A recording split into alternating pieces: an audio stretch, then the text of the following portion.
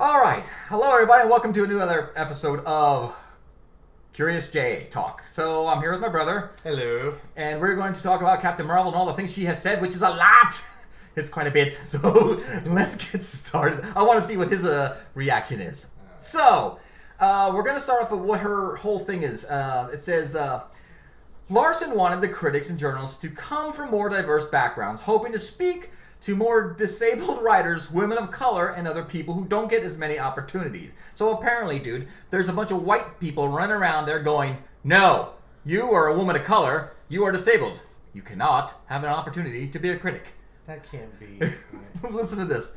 I want to go out of my way to connect the dots, she said. It just took me using the power that I've been giving now as Captain Marvel. What? The role comes with these privileges and powers that make me feel uncomfortable because I don't really need them. It's a byproduct of the profession and sign of the times. But any uncomfortableness I feel is balanced by the knowledge that it gives me the ability to advocate myself and others. Did this just come out? This has been out.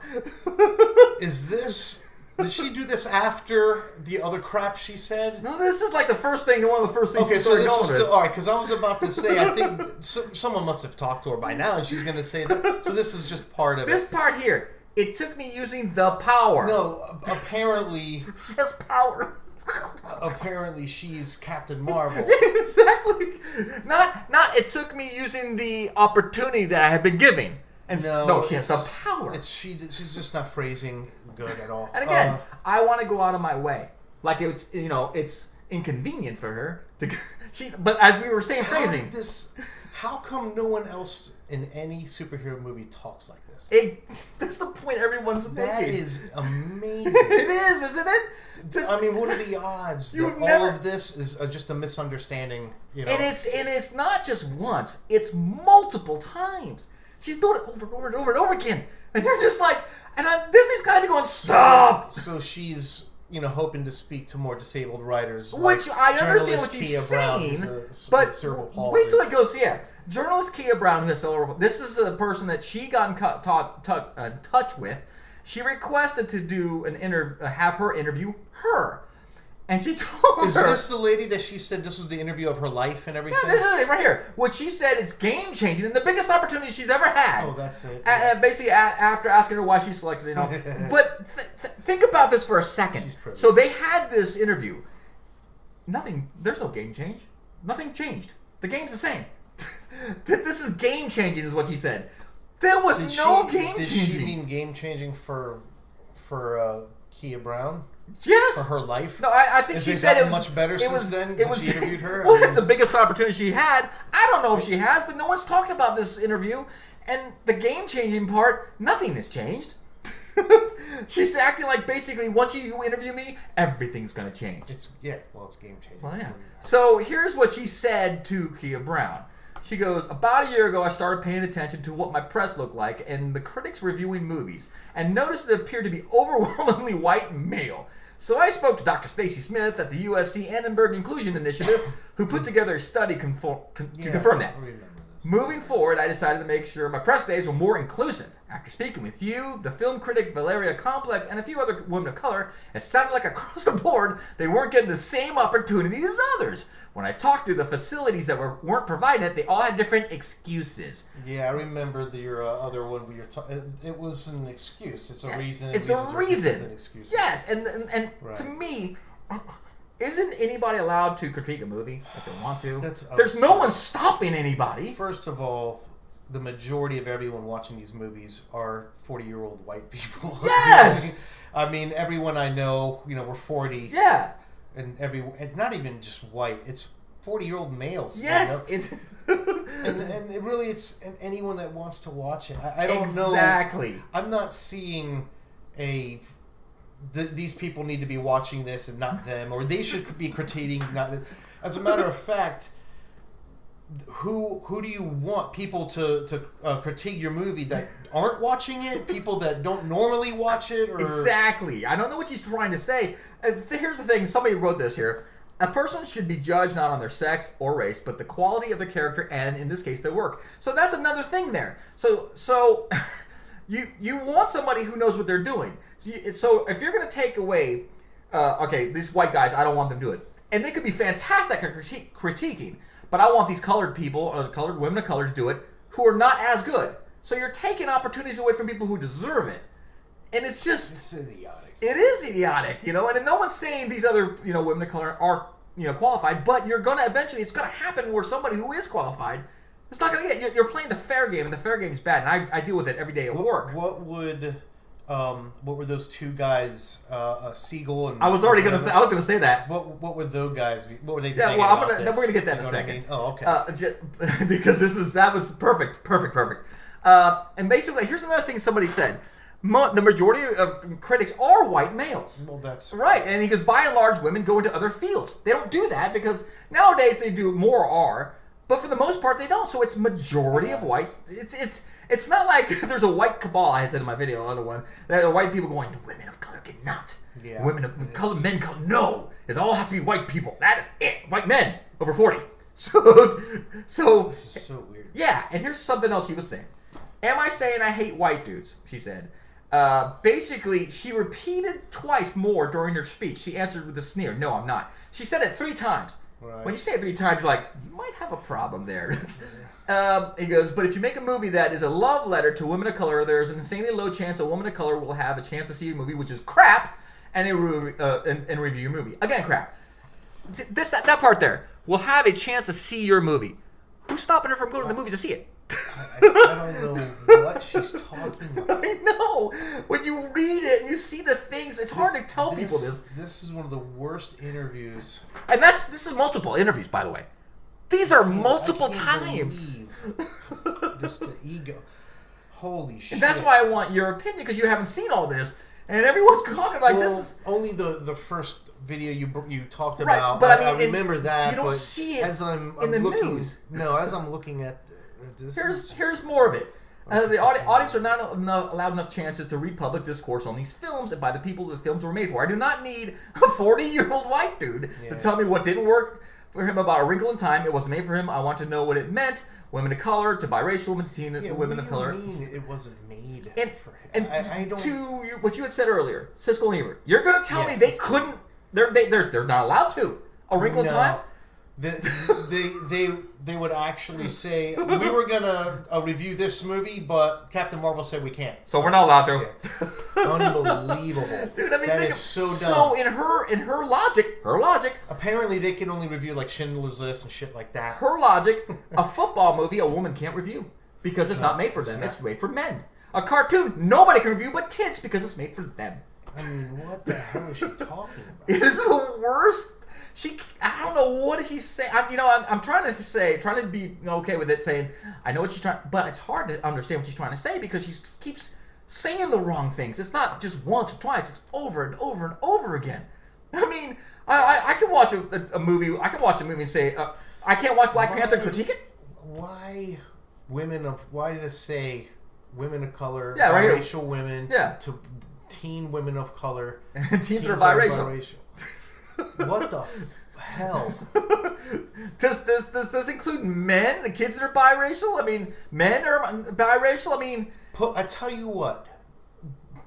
Bring a large group. Go ahead and get a group together and go to the theater with them and have them... If you can even get one busload of them. Well, you know what I mean? They're apparently... They're having this thing... Check this out. They're having this thing where they want... The people who run these facilities where these kids are homeless and stuff like that, and they're staying there and they're underprivileged, they want them to pay for a kid's movie, to come see the movie, to watch Brie Larson, instead of sending money for them for food and for school supplies. Well, that's let's go what I'm see saying. A movie. Go ahead and get a busload of teen women of color together to go see this movie that they probably don't even want to friggin' see. I remember, instead of investing that money into something that can educate them or feed them or whatever. Dan Le Batard was interviewing Bomani Jones. And it was when Black Panther came out, and the same thing was happening. They wanted to send kids in the black school to go see Black Panther, and I saw that. Bomani Jones was like, there why? Were athletes and different people, and I guess I don't know, they're actors or whatever, getting black kids together and taking them to go see the movie. And Bomani Jones was like saying, why? Give them money. Give them, stuff that, school supplies. Send them somewhere like a museum. Send something to learn. It was incredible. He was saying it. He was like, "This is ridiculous." He wanted them to watch Black Panther. I guess so. And he couldn't understand it. He goes, "It was a good movie, but not to the point where I'm like going." Now, why not any other movie? Why that one? Yeah. No, seriously. No, yeah, I know. I What get it. is there? Because you know what I mean. It almost feels like there's a racial answer to that.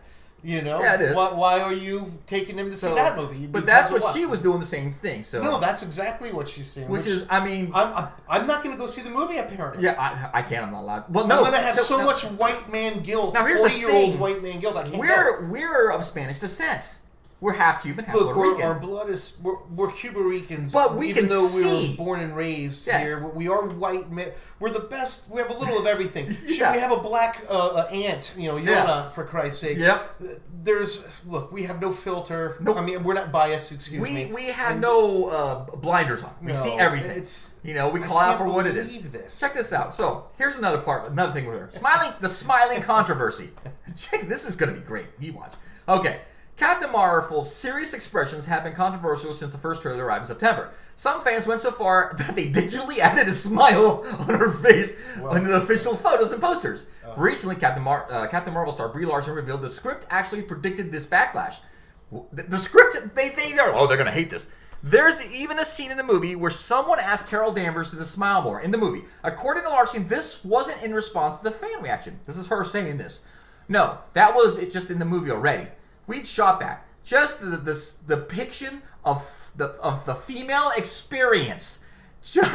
That's just what it's like. So it didn't really I guess much bother me that much when I saw that was the reaction, because that's just how it goes.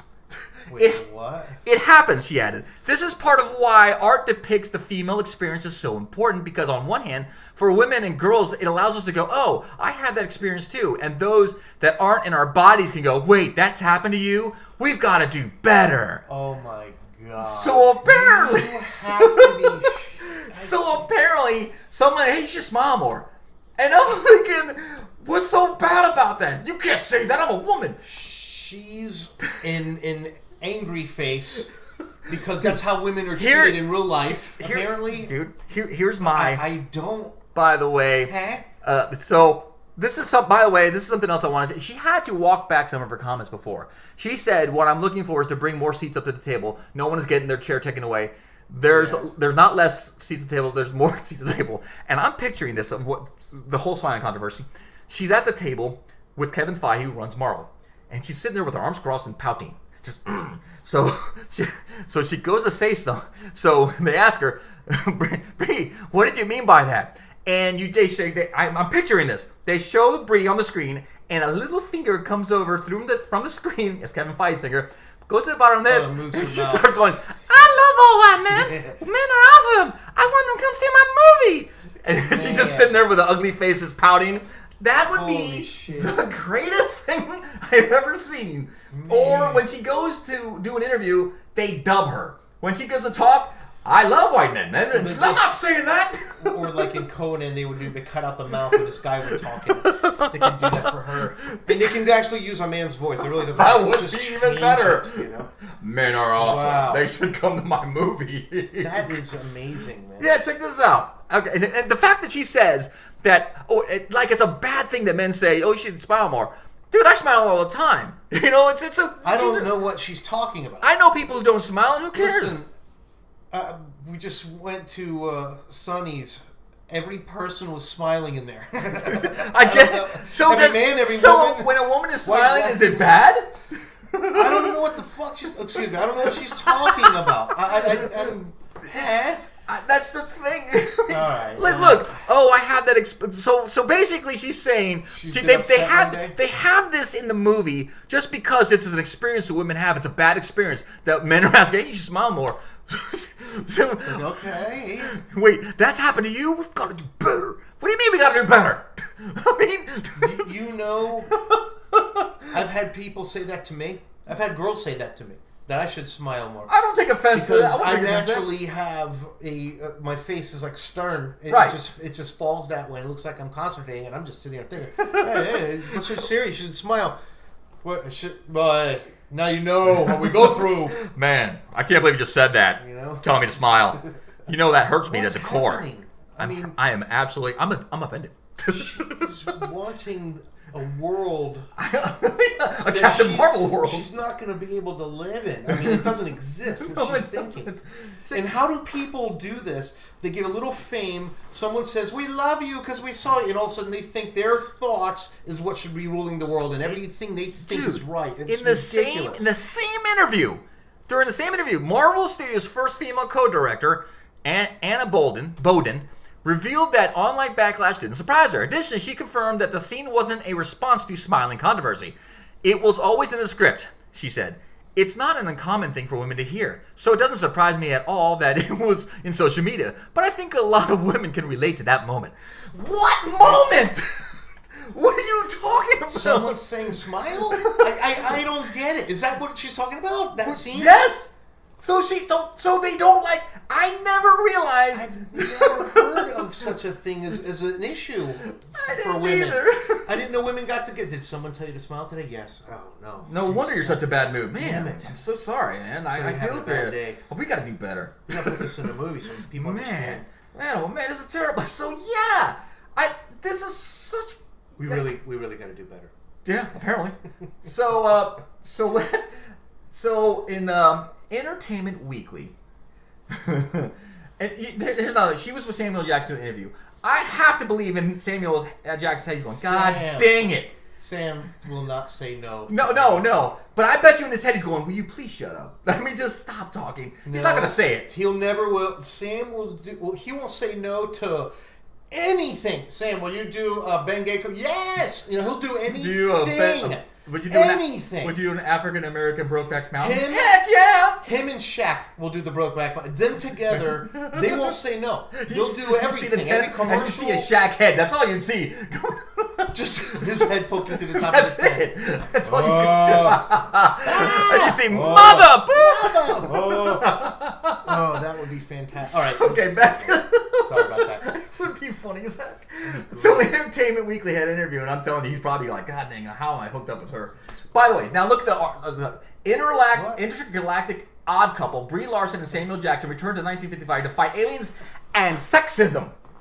What? That's not real. That's the title of the Entertainment Weekly thing. What? So apparently... Sexism? Yeah, I guess it's everywhere. Oh, and by the way, see also on the front page, there's a picture of the cat. That doesn't look like Samuel. No, they digitally fixed them so he can look younger. Because in the movie it's an 85. That's or 95, whatever it was. So you see the picture here with the cat? Yeah. It says "Get to know Goose." Well, apparently, from what they're saying, this is how good the movie is. The cat's stealing the show. So when your cat is stealing the show, how good is the movie? And not just that. From what I've heard in some other sites here. They're apparently telling, before she goes out for interviews, not to ask about the cat. Because that's all they're asking. So they're more interested in the cat than her. What does that say? Bravo to the cat, for not doing any interviews and talking a bunch of crap. The cat is the hero. I mean, he knows how it's played. Cat isn't saying we need more cats interviewing. Man, where are the cats, man? This is good for the cat. That's dumb. I can't even believe that. So, but he brought his lightsaber and showed Brie Larson, because they were asking Sam about being, and he says once he was a Jedi, the amount of fan back of people which understandable. It's understandable. But check this out. Where is it at? I gotta find it. Okay. So and it pissed a lot of people off when they said it. God, there it is.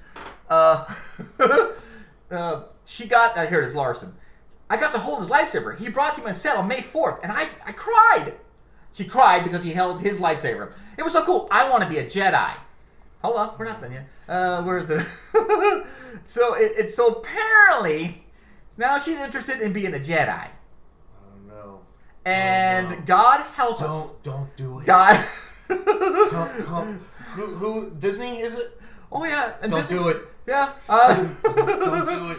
They're just asking for it, and I mean. I meant Lucas. Excuse me. He should be just calling them immediately. Apparently, they got a hold of him, and they want him to give some more criticism or help out with the new movie. Oh, they should. Because apparently, the backlash to the last one. So is she wearing a bandolier? in that picture? It sure looks like it. I'm not sure what that is, but it does look like it. But yeah, so now she's going around saying she wants to be a Jedi, which is pissing off all the Star Wars fans because they don't want to see her in that. Goddamn, no. They already have enough problems with the character that's already in Jedi. I don't want to see her in anything anymore. No, either do I. You know, it's just like it just ruined Kong for me. That's all it took was that dumb crap. Yeah. So here's more. This one comes from Bounding into Comics. Brie Larson, Captain Marvel is my form of activism. She's literally promoting this movie as an activism of a movement for women. I mean, Jesus. No other Marvel movie has done this. Wonder Woman was fine. You know, Oh, it was great. I liked the movie. I did too. I didn't see Gal Gadot. Gadot. Oh my gosh, She's classy. She didn't. That's a classy woman right there. Do any of this or her? I didn't see a bunch of women getting women together to go see this movie and interview. Excuse me, it was a good movie. Man. Why can't this just be a good movie? I praise the director, Patty Jenkins, is the director for it, and she did an amazing. If you think about it, what's his name? God darn it, the guy who ran Marvel before. I just lost his name. he did all Angel. He did Buffy. I can't remember his name. Whedon, yes. God dang, I can't believe I'm blank like that. He had the script. He was going to do Wonder Woman. A lot of people, and he couldn't do it. He couldn't figure out how to do it. Patty Jenkins comes in, and I believe she did the best job anybody could have done with Wonder Woman. Anybody. Anybody. Now, and she's doing the sequel. There's no backlash to it. It's just funny that Kristen Wiig is going to be the cheetah. Really? That's what I did. All right, well, so now we said the same thing about Heath Ledger in Batman. So we're like, really? So maybe she'll do good. Well, I thought also of Rudd in Ant-Man. He worked out fine. Right. So I'm willing to give it a shot. And it's Patty Jenkins. She's very good at what she does. And I kind of hope to see her do more stuff. And I like Wig. She's cool, but I mean, that's kind of different. It's a little off. I've always had a problem with comic movie casting. The casting. Yeah. I've always have. There's only a couple of all the movies that I thought they nailed it with. For the most part, Doctor Strange was one you said. I love Doctor Strange. I thought Xavier was great. Granted, if you don't know, then you still like the characters. Yes. Like, oh man, Wolverine. I mean, that was great. Even though it was a foot. Yeah, he was much taller, but it didn't matter. It was so good. If you don't know, then it doesn't matter. It doesn't matter. But because I do, it does matter. Yeah, to me, you're like, you know. So I've never agreed with a lot of these movie casting and stuff. So back to that Entertainment Weekly thing. Larson explains why she decided to take on the role of Captain Marvel. She didn't apologize for herself. I felt like that was a really valuable trait because she is incredibly flawed and makes a lot of mistakes and has to ask to atone for them. And that is super valuable. She's not ever shrinking herself down, which, okay. She continues, the movie was the biggest and best opportunity I could have ever asked for. It was like my superpower. I could be my form of activism, doing a film that can play all over the world and be in more places than I can be physically. What the hell is she talking about? I don't. Is she on crack? Maybe. Fuck. Excuse me, Jesus. Larson's described her emotion with her fitting. It was very weirdly emotional. I kept thinking, oh my God, I'm going to be a Disneyland character. No, you're going to be a superhero, Carvel. Happening? I mean, the biggest opportunity I could have asked for. Really? Okay. And then she would go on to compare, check this one out, her Captain Marvel and her upcoming film to Indiana Jones. I remember losing my mind, she recalls, after seeing Indiana Jones, she continues. I loved it, but I didn't lose my mind. I couldn't think of a female equivalent. There was Sigourney Weaver and Alien, of course, but there wasn't enough of that spectrum of confidence and sass and a little bit of mess. Just a mix of everything. Women weren't allowed to do that. What are you talking about? Sigourney Weaver was incredible. And you can just rattle off the amount of strong women characters. I mean, Jesus, I just mentioned earlier when I saw that picture on Netflix of Beckinsale in that movie that she's in. I loved Underworld. Oh, yeah. That was freaking fantastic. That was awesome. I mean, Tomb Raider is a strong, this woman kicks butt. And none of them did what she's doing. None of them did it. Look, there's Wonder Woman right there. Yeah, but there's... Hey, is that the Umbrella Effect chick? Yeah. Oh, cool, man. I gotta see what that's about. Well, anyway, yeah, we get distracted easy. Can they see anyone see that's on the screen? No. We're just talking about it, yeah. but I'm gonna put the link in below so they can look at it. So let me go there. Here it goes. Yeah. Larson goes back to her idea of turning Captain Marvel into an opportunity to push activism. Inclusion has to be a choice. That's not happen naturally. You have to fight for it. Or tell people to do it. You basically tell white people to stay away. I'm guessing. Okay. Let's see. Eminent describes that Larson will push the activism during her global press tour for Captain Marvel, describing that she has pledged to spotlight other women behind the scenes, insisting on gender and racial parity in the press, and wearing mostly female designers. So basically, any male designer, no matter who he is, forget it. And just pushing all these different groups is separatism. I know. That's exactly what they're doing. They're pushing another group away. For equality, you don't do that. Things are what they are. She's the star of this movie. What's the problem? Yeah. Who's directing this movie? Yep. You know who directed? Was it a woman, female that's doing it? Yeah, a co-director. Yeah, a co-director. Wonder Woman. I don't understand what's the problem. I don't know why you would push groups when you're pushing out others. Instantly it's the first female co-director, Anna Boden, and not being talking about equality at all. It's making this ahead of everything. That's where she's pushing her movement, apparently. Oh, she's so not done. Listen to this. Larson goes on to state that she wants the studios to buy into her activism as well. I don't want to be successful surrounded by a bunch of people who look like me. That doesn't feel like success at all. What? To that end, she indicates she's already making it happen with Warner Bros. Just Mercy film with Michael B. Jordan that implemented her inclusion rider clause. I had been acting for 20 years, and it was the first time I had a majority of people of color on my team. So you're basically saying I don't want white people in my movie. And she's white as can be. She's white as a ghost. That is amazing. Here's another thing. She's been acting for 20 years, and this is the first thing I've ever seen her in. She's fantastic. Larson is even launching. Larson is even launching a school to make activism a reality. What? My next goal is to start a school to train people in various jobs. And Larson says, there are so many great jobs. You like weird alien blasters? You could be the one who makes them. We need young people to carry on this tradition in movie making, and it would be so great if we had more diversity coming in through that. Holy crap. Okay. So no one can decide to do what they want already? Of guess. Color or whatever your male or female. It doesn't matter who you are. You're going to push people to want to do that. Is that what she's saying? She was going to make a school.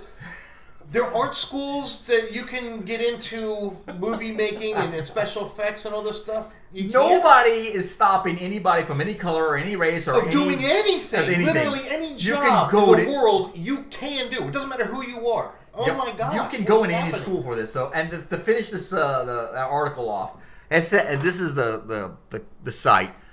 Bounding into comics. If you thought Larson and Marvel Studios might avoid promoting Captain Marvel through a lens of activism, you were completely wrong. Obviously, we were. It looks like Brie Larson will take it upon herself to use Captain Marvel press tour to promote her personal activism. So basically, she's using the movie to. That's not. You can't do that. And it's like it's taken away from the movie. It's taken away from the. Think about. It's just incredible. That is insane.